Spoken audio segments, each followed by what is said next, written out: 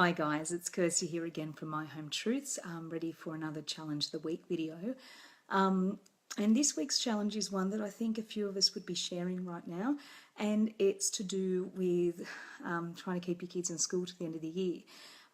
We have this trouble every year because, the end of the year, lessons wind down a little bit. There's more disruption to routine. You have excursions. My kids have an excursion on Friday. Gilbert's looking forward to one part of it, which is going to the park, and obviously the whole fact that he won't be at school, but he's not looking forward to the first part where he's going to a movie. So things are always changing. You've got different teachers coming in, you've got preparations for concerts, etc., and time coming out for that. So it can be a really tough time of year for anyone, and particularly for special needs parents. And we've got it's especially difficult this year because Gilbert is obviously off to high school, and he's caught between two worlds at the moment. So he's quite stressed out. He had a massive meltdown, the first really big one that he's had in quite some time last week, and it all came out how much he was worried about high school and worried about what might happen there, and worried about leaving school and leaving everything behind. So at the moment he's caught between sort of two, the excitement and the nerves of going to high school and anxiety of what's to come, but he's also very much feeling the pain and the sadness, and that sense of loss of leaving primary school. So you add that into the mix in your normal sort of disconnected and disjointed and unorganised end of year, and it's probably no wonder that he had half of last week off. He was really struggling there. And as it is, I'm going up to the high school with him later today, and he'll probably not go back to school after that. And I must say, I'll give kudos to the school, to both the high school and the primary school. I expressed what was going on last week, and they've already organised for him to go up. This is a one-off visit just for him, so he can go and have a look in more detail and talk to some of the faculties and understand a little bit more about what's expected. Because his big issue last week, and I thought fair enough, he hadn't seen the GATS class he'll be going to. So he's going into a gifted and talented class.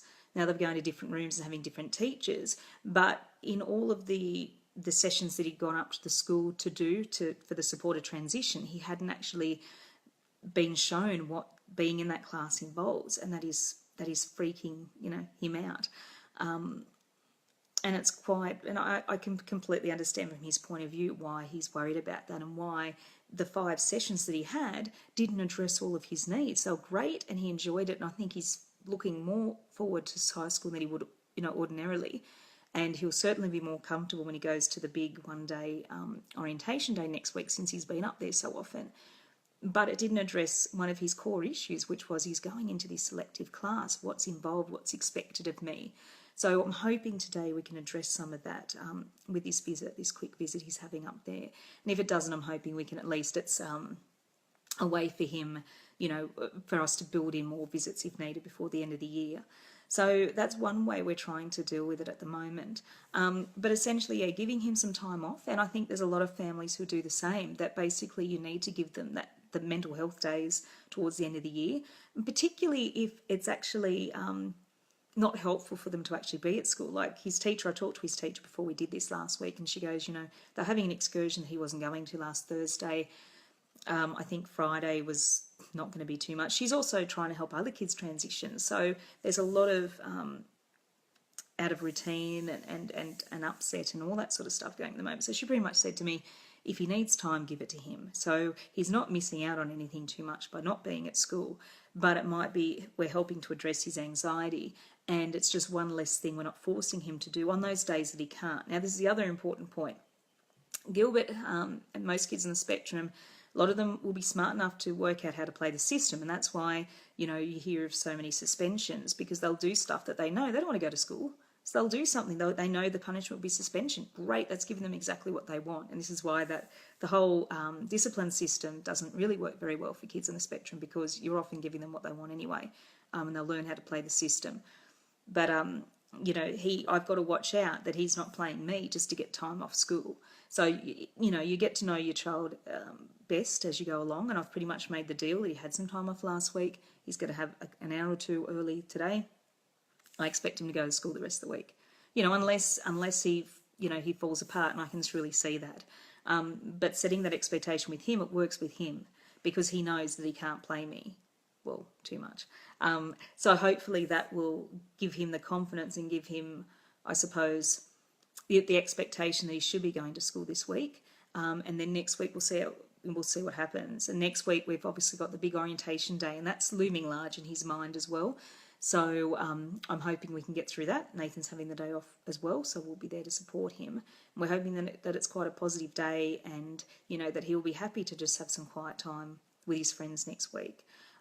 There's a big Christmas thing at the end of next week as well, and then the week after is the last week of school, and that's when they have their graduation clap out. They can get their stuffed bears and ball signed by classmates, etc. So, you know, I know I've got in the calendar, he knows what days things are on, I know what days things are on, and I suppose I'm prepared if I need to sort of take him out and give him that time if required, but only if required, because I'd really rather him see it out. And as we keep talking, saying that, you know, these are the last few weeks that you'll have with some of these kids, so, you know, we should be trying to enjoy it.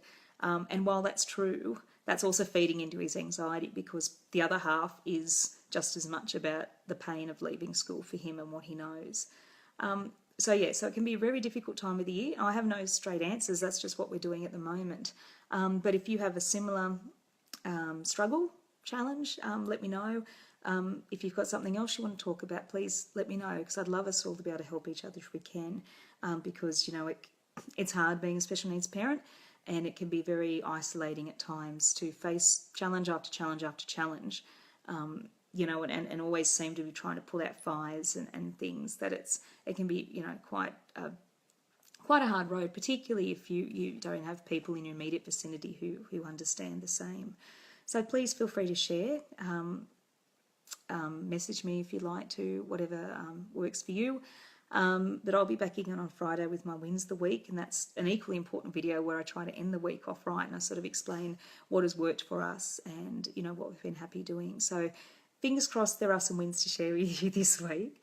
And as I said, you know, my challenge over the next few weeks, not just this week, is to just make sure and manage sort of my son's behaviour and his mental health and his anxiety as we head into this particularly difficult time of year for kids on the spectrum anyway.